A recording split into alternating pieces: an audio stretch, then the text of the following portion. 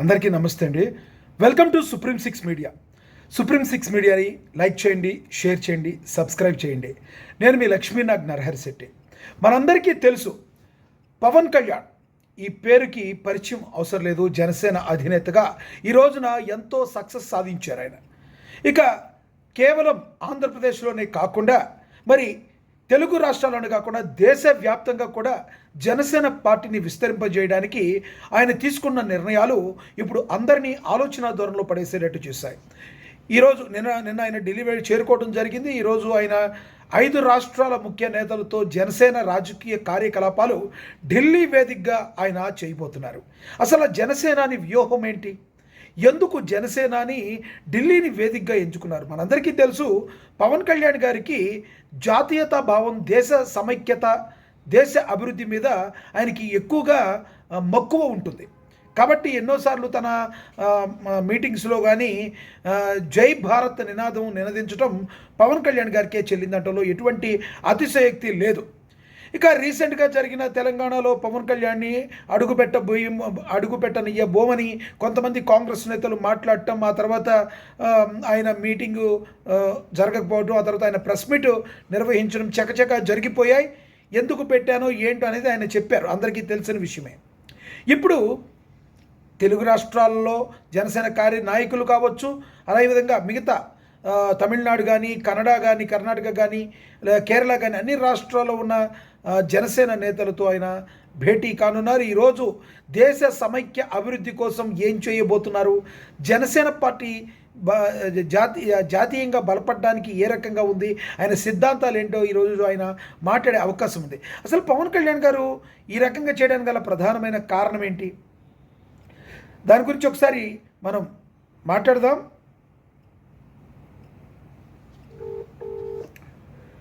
ఒకసారి మనతోటి టీడీపీ అధికార ప్రతినిధి విజయశేఖర్ రెడ్డి గారు ఉన్నారు, ఆయనతో మాట్లాడదాం. విజయశేఖర్ రెడ్డి గారు నమస్తే అండి. విజయశేఖర్ రెడ్డి గారు, ఏదైతే పవన్ కళ్యాణ్ గారు ఉన్నారో తెలుగు రాష్ట్రాల్లో కాకుండా ఢిల్లీని వేదికగా రాజకీయాన్ని చేయడానికి ఆయన ఎందుకు సుముఖత చూపిస్తున్నారండి? ఏం చెప్తారు మీరు? సార్, ఈ రోజు మీరు గమనిస్తే కొన్ని సంవత్సరాలుగా ఆంధ్ర రాష్ట్రంలో తన ఆధిపత్యాన్ని ప్రదర్శిస్తున్న జనసేన పార్టీ రాబోయే రోజుల్లో అన్ని దక్షిణాది రాష్ట్రాల్లో విస్తరించాలా, అట్లాగే ఒక జాతీయ పార్టీగా తను ఒక కొత్త ప్రస్థానాన్ని మొదలు పెట్టాలా.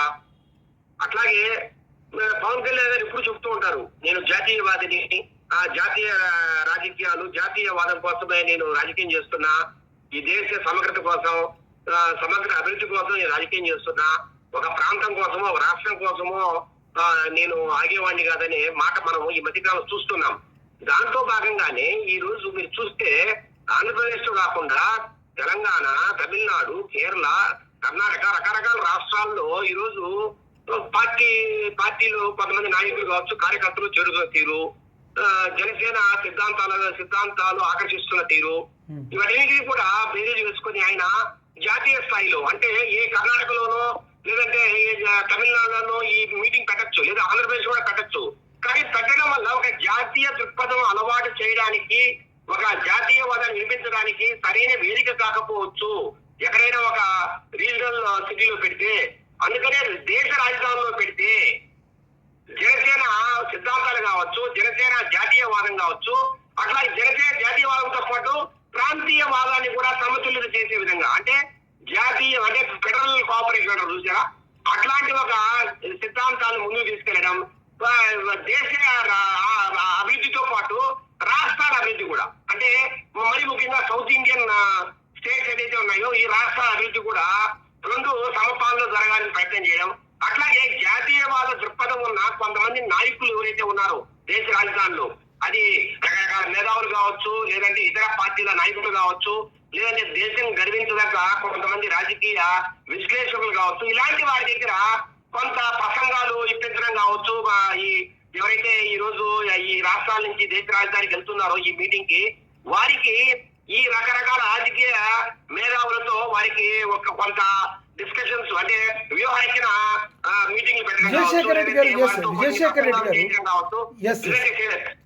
విజయశేఖర్ రెడ్డి గారు వాళ్ళలో నాలెడ్జ్ పెంచడానికి జాతీయ దృక్పథం అలవర్చుకోవడానికి కొన్ని వ్యూహరచన సమావేశాలు పెట్టడం కావచ్చు. ఇట్లాంటి రకరకాల ఇష్యూస్ మీద వారి ఆలోచన సరళి ఎలా ఉంది, ఎలాగా మనం దేశం కోసం పాటుపడాలా, అట్లాంటి రాజకీయాలు ఎలా చేయాలని దాని మీద ఇక్కడ నాయకులకి అంటే ఆంధ్రప్రదేశ్ తో పాటు మిగతా రాష్ట్రాల నాయకులకి అంటే ప్రధానంగా విజయశేఖర్ రెడ్డి గారు ఒకటి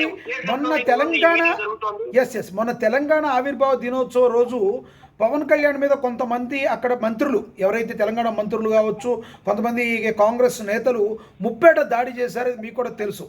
అయితే ఆ తర్వాత ఆయన కొంచెం దూకుడు పెంచారు అనుకోవచ్చు. ఇంకొకటి సీఎం రేవంత్ రెడ్డి గారు కూడా ఒక కామెంట్ చేశారు. ఆంధ్రప్రదేశ్కి సంబంధించి పవన్ కళ్యాణ్ గారికి అదే చంద్రబాబు నాయుడు గారు ఇద్దరు వైసీపీకి అక్కడ పార్టీకి మీటింగ్లకు అనుమతి ఇవ్వడం లేదు, మరి ముందు అక్కడ చూసుకోమని రేవంత్ రెడ్డి గారు చెప్పడాన్ని మీరు ఎలా చూస్తారు అసలు? కేవలము కాంగ్రెస్ పార్టీ వారు ఒక వింత పోగడలు పోవడం అంటే గత 10 సంవత్సరాల్లో బీఆర్ఎస్ గవర్నమెంట్ ఏదైతే టీఆర్ఎస్ గవర్నమెంట్ ఆ రోజు కేసీఆర్ ఆధ్వర్యంలో ఏదైతే నచ్చిందో వాళ్ళు కూడా ఎక్కడ కూడా పార్టీ సభలకు అనుమతి ఇవ్వకపోవడం కావచ్చు, లేదంటే ఇట్లాంటి ఒక ప్రాంతీయవాదాన్ని మళ్ళా రెచ్చగొట్టడం కావచ్చు ఎక్కడా చేయలే వాళ్ళు. 10 సంవత్సరాల్లో కొంత సరళీకృత విధానాలతో ముందుకెళ్లారు. కానీ కాంగ్రెస్ వారు ఆ ప్రాంతీయవాదాన్ని వీళ్ళు పుచ్చుకోవడం అంటే ఏంటంటే అండి, ఇక్కడ బీఆర్ఎస్ పార్టీ ఎట్లాగా కొంత డౌన్ ఫాల్ లో ఉంది, పతనావస్థకు చేరుతున్న పరిస్థితి. ఇంకా బీజేపీ కూడా అంత అభివృద్ధి కావట్లేదు. ఇప్పుడు కొత్త ప్లేయర్స్ ఎవరైనా వస్తే అంటే తెలుగుదేశం పార్టీ కావచ్చు, జనసేన పార్టీ కావచ్చు, వీరు మళ్ళీ తమ ప్రస్థానాలు కావచ్చు, తన వేగాన్ని అక్కడ పెంచితే తెలంగాణలో మాకెక్కడ పోటీదారులు అవుతారో. ఇప్పుడున్న బీఆర్ఎస్ బీజేపీ అయితే మళ్ళా మేము గెలవగలము, వచ్చే సార్వత్రిక 2028 ఎన్నికల్లో మళ్ళా మేము గెలవగలము. అదే జనసేన లేకపోతే టీడీపీలో మళ్ళా ఇక్కడ ప్రారంభిస్తే ఇక్కడ మళ్ళా వాళ్ళు గట్టిగా పరిగెడితే రేపు పొద్దున పరిస్థితులు ఎలా ఉంటాయో. రేవంత్ రెడ్డి గారు ఒక స్ట్రాంగ్ ఆరోపణ చేశారు. భయం అయితే అంటే రేవంత్ రెడ్డి గారు కావచ్చు కాంగ్రెస్ పార్టీ నాయకుల్లో బలంగా ఉంది. ఎందుకంటే పవర్ స్టార్ గారికి ఉన్న మాస్ ఇమేజ్ కావచ్చు, అట్లాగే చంద్రబాబు నాయుడు గారికి ఉన్న ఇమేజ్, తెలంగాణలో ఇమేజ్ కావచ్చు, ఆయన హైదరాబాద్ ఏ విధంగా అభివృద్ధి చేశారు, ఏ రకంగా ముందుకు తీసుకెళ్లారు, రాష్ట్రంలో రకరకాల సంస్కరణలు ఎలా తీసుకొచ్చారనే వాటి మీద ఇద్దరు నాయకులు కూడా మంచి ఒక ఫాలోయింగ్ కానీ ఇప్పటికీ టీడీపీకి చాలా ఫాలోయింగ్ ఉంది కదా. ఎక్కడ కాంగ్రెస్ కు దెబ్బ పడుతుందనే భయపడంలో భాగంగానే వారు పవన్ కళ్యాణ్ గారి మీద కామెంట్ చేస్తున్నారు. కాదు సార్, రేవంత్ రెడ్డి విజయశేఖర్ రెడ్డి ఒక్క పాయింట్. విజయశేఖర్ రెడ్డి గారు రేవంత్ రెడ్డి గారు చంద్రబాబు మీద, చంద్రబాబు గారు అంటే బాగా గౌరవం ఆయనకి మనకు తెలుసు. అయితే చంద్రబాబు గారి మీద ఒక కమెంట్ చేశారు, దాన్ని ఎలా చూడాలి? అసలు వైసీపీకి అక్కడ వాళ్ళు పర్మిషన్లు ఇవ్వట్లేదు చంద్రబాబు పవన్ కళ్యాణ్, వాళ్ళు ఏదైనా పార్టీ మీటింగ్లు పెట్టుకుంటే ఇక్కడ మేము ఎలా ఇస్తామని చెప్పి రేవంత్ రెడ్డి మాట్లాడతాన్ని రాజకీయంగా చూడాలి, ఎలా చూడాలి? మరి ఏదైనా ఒక ఇప్పుడు సరదాగా లేదంటే గౌరవంగా ఎక్కడైనా మీటింగ్లు ఎదురు పడితేనో, లేదంటే ఎక్కడైనా సరదాగా మాడుకుంటేనో, లేదంటే పిచ్చాపాటి మాడుకుంటేనో ఉండే సంబంధాలు వేరుంటాయి. అట్లాగే ముఖాముఖి రాజకీయాల్లో కలపాల్సి వచ్చినప్పుడు మాట్లాడే మాటలు వేరుగా ఉంటాయి. ఈ రోజు ఏంటంటే రేవంత్ రెడ్డి గారు తెలుగుదేశం పార్టీ కావచ్చు, అట్లాగే జనసేన కావచ్చు, ప్రత్యర్థులుగా చూస్తున్న పరిస్థితులు మనకు కనపడుతున్నాయి. మీరు తెలంగాణలో కొంత పరిగెడితే ముందుకెళ్తే మా పరిస్థితులు దెబ్బతింటాయనే భయం అయితే కొంత ఆవరించినట్టుంది. దాంట్లో భాగంగా ఇప్పుడు చూడండి, మీరు నిన్న జూన్ 12న ప్రతి కాన్స్టిట్యున్సీలోనూ జిల్లా హెడ్ క్వార్టర్స్ లో వైసీపీ వారు ర్యాలీ చేశారు. వెన్నుపోటుకు 2 ఏళ్ళు అని చెప్పి రకరకాల మీటింగ్లు పెట్టి చాలా విన్యాసాలు చేశారు. ర్యాలీ అనకూడదు, విన్యాసాలు పెట్టారు. మరి ఎక్కడ నేనంటున్నా, ఎక్కడ వైసీపీ సభలకు కావచ్చు, ఎక్కడ జగన్ మీటింగ్ కావచ్చు అనుమతి ఇవ్వాల? ఏదైనా జగన్ ఒక ఊరికి పోవాలన్నప్పుడు, లేదంటే ఒక మీటింగ్ పెట్టాలనుకున్నప్పుడు, లేదా ఒక ధర్నా చేయాలనుకున్నప్పుడు ఎక్కడైనా జగన్ మీటింగ్లకు అనుమతి ఇవ్వకుండా ఏ రోజైనా ఆపారా? అవును. కాకపోతే కొంత రిస్ట్రిక్షన్ పెట్టినట్టు మీరు చూసారు. ఆ మధ్యకాలంలో ఒక ముసలాయిని కారు చక్రాల కింద ఎలా నడిపేశారో, ఎలాగా కొంతమంది వీరి ఓవర్ యాక్షన్ కి ఎలా చనిపోయారో, ఎలా ఇబ్బందులు పెట్టారో మనం కొన్ని చూసాం. కొన్ని ధర్నాలు కావచ్చు, ర్యాలీలు కావచ్చు. అలాంటి పరిస్థితులు రాకూడదు, ప్రజలకు ఇబ్బందులు కలగకూడదని కొంత సమీకరించిన జనం మీద కావచ్చు, కొంత సంఖ్య మీద కావచ్చు, కొంత రిస్ట్రిక్షన్ ఉండొచ్చు. అంతేగాని సభకు ఎక్కడా కూడా అనుమతి ఇవ్వకపోవడం కావచ్చు, లేదంటే జగన్ ఇబ్బంది పెట్టడం కావచ్చు, ఎక్కడ ఈ ప్రభుత్వం ఈ 2 ఏళ్ళు చేయాల. ఫార్మర్స్ మ్యాటర్ జగన్నే కాదండి, ఏ రైతుని కూడా ఇబ్బంది పెట్టే రకాలు ఎక్కడా లేవు.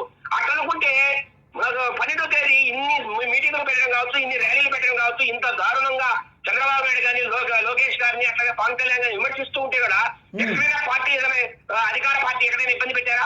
లేదా ఎన్డీఏ అలయన్స్ ఏదైనా ఒక మాట మాట్లాడారా? ఎందుకంటే ప్రజాస్వామ్యంలో అది ప్రతిపక్ష పార్టీలకు లేదంటే ప్రజలకు కొంత మాట్లాడే స్వేచ్ఛను ఇవ్వాలి. కాబట్టి దాంట్లో భాగంగా ఈ రోజు ఎన్డీఏ అలయన్స్ ఆ రకంగా ముందుకు పోతుంది. ఇక్కడ ఎక్కడా లేని సమస్యను మరి రేవంత్ రెడ్డి గారు ఎందుకు మాట్లాడుతున్నారు? ఇక్కడ ఎక్కడ ఏ మీటింగ్ అనుమతి ఇవ్వాలా జగన్ గారికి? ఏ మీటింగ్ అనుమతి వల్ల ఏ రాజకీయ పార్టీకైనా?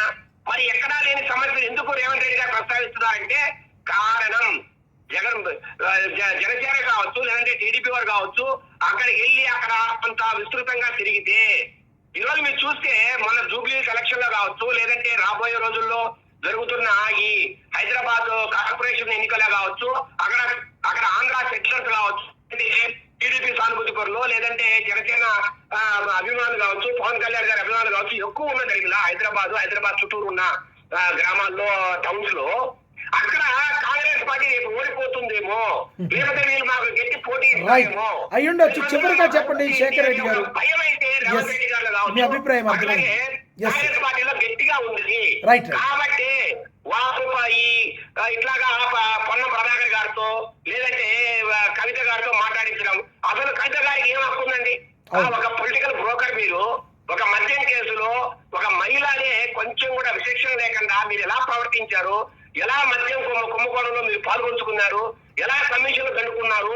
ఒక పక్క మహిళలకు అన్యాయం జరుగుతోంది, మద్యపాన నిషేధం చేయాలని ఒకప్పుడు ఉద్యమించిన మీరే, ఒకప్పుడు సుభాషితాలు మాట్లాడి మీరు, అలాంటి ఒక మద్యం కొనుగోళ్లలో మీరు అక్కడ అక్రమంగా సొమ్మును వసూలు చేసి మీ నాన్న అధికారాన్ని అడ్డం పెట్టుకుని ఆ రకంగా చేసి తిహార్ జైల్లో 6 నుంచి 8 నెలలు మీరు అక్కడ ఉండి మీరు బయటకు వచ్చి ఈ రోజు మళ్ళా కహానీలు మాట్లాడారంటే విజయశేఖర్ రెడ్డి గారు ఒకటి చివరిగా చెప్పండి, పవన్ కళ్యాణ్ గారు ఢిల్లీ వేదికగా ఈ రాజకీయం చేస్తున్నారు కూడా ఆయన సక్సెస్ అవుతారని మీరు భావిస్తున్నారా? షార్ట్ లో చెప్పండి సార్. ఎక్కడో ఒక దగ్గర ఒక మంచి ప్రారంభం అయితే జరగాలి. ఆ ప్రారంభము ఎక్కడో ఒక అడుగు అనేది ముందుకు పడాలి. ఆ అడుగులో భాగంగా ఆయన ముందు తెలంగాణలో పార్టీ పెట్టారు. తర్వాత కొన్ని రాజకీయ విభజన, ఆంధ్రప్రదేశ్ విభజన తర్వాత తన సొంత రాష్ట్రమైన ఆంధ్రప్రదేశ్ లో ఈ రోజు అద్భుతమైన రీతిలో తన రాజకీయ పలుకుబడిని పెంచుకుంటున్నాడు. పార్టీ కూడా రాజకీయ పలుకుబడి పెరుగుతోంది. ఇప్పుడు ఇక జాతీయ స్థాయిలో తమ ప్రాబల్యాన్ని పెంచుకోవాలా? ఏ పార్టీ అయినా చేసి అదే కదండి. పవన్ కళ్యాణ్ గారితో పాటు ఏ పార్టీ అయినా ఒక రాష్ట్రంలో ప్రాబల్యం పెంచుకున్న తర్వాత మిగతా రాష్ట్రాలకు విస్తరించే పని బీజేపీ అలా చేస్తోంది.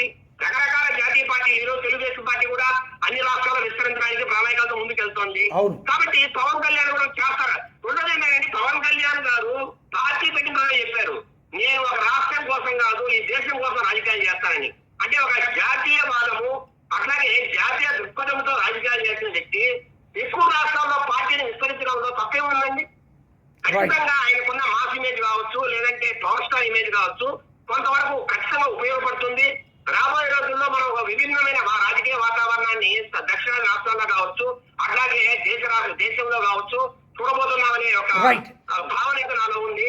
అలాగే కొంతమంది ఇప్పుడు నేనేమంటున్నానంటే బీజేపీతో పాటు టీడీపీతో పాటు ఇంకా కొంతమంది జనసేన లాంటి పార్టీలు కావచ్చు, ఇంకా కొన్ని పార్టీలు తమ వాదాన్ని వినిపించాల్సిన అవసరం ఉంది. ఎందుకంటే ఎంత ఎక్కువ మంది తమ వాదం వినిపిస్తే అంత ఎక్కువగా ఈ దేశంలో రాజకీయాలు మంచి సుపరిపాలన వైపు వెళ్తాయి.